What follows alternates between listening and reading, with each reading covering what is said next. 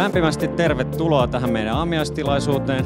Keskusteluhan voi käydä sitten #Arex-termillä.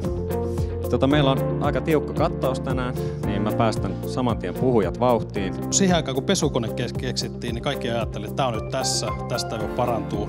Jokainen vallassa oleva sukupolvi ajattelee, että me eletään niin kuin huipulla. Kaikki järjestelmät, oli ne pilvessä tai standalone ja mitä tahansa, niin kaikki niiden ydin on 70-luvulta lähtöisin. Semmoinen Kekkoslovakian aika on valitettavasti ohi, että jos Suomessa kielletään pitkät maksuajat, niin sehän ei johda mikään muuhun kuin siihen, että se rapauttaa suomalaiset PK-sektoria. Ja näinä vaikeina aikoina niin tosi paljon päteviä ihmisiä jää työttömäksi. Erilaiset rahoitusvaihtoehdot on äärettömän tärkeitä tänä päivänä PK-kentässä.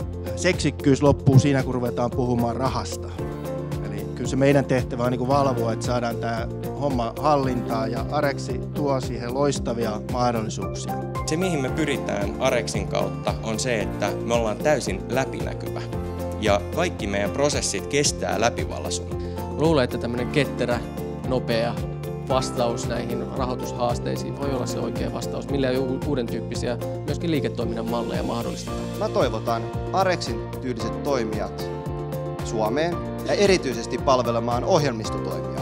Hirveän paljon tervetulleeksi. Isolla mielenkiinnolla niin seurataan tätä Arexin kehitystarinaa ja ollaan mukana myöskin katsomassa, että mihin tämä voi viedä. Myyntisaatavien rahoitus on siirtynyt 2000-luvulle.